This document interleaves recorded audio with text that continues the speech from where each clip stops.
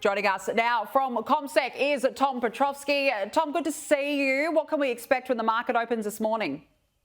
Danica, the local share market will be on the back foot when we kick off later on this morning. That's a reflection of the tone that remained in place in the Northern Hemisphere on Friday. But essentially what we're dealing with at the moment is central banks that continue to talk tough when it comes to inflation, and this comes at a time when the economic readings that we're seeing in a variety of jurisdictions showing evidence that economies are moderating. So that was the case on both sides of the Atlantic.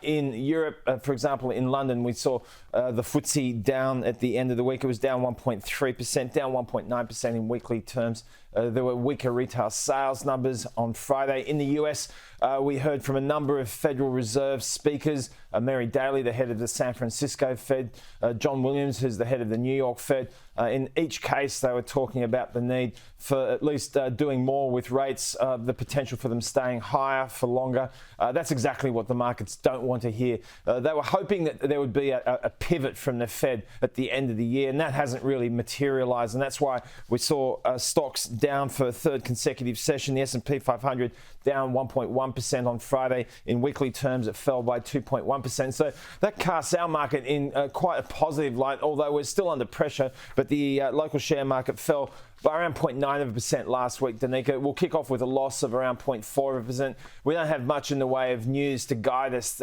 today or even for this week in that regard. We'll be looking further afield to the US, for example. There'll be a couple of important reports, the most important one being a key reading of inflation that the US Fed looks at later on in the week. So we'll be guided towards that. Tom, thank you.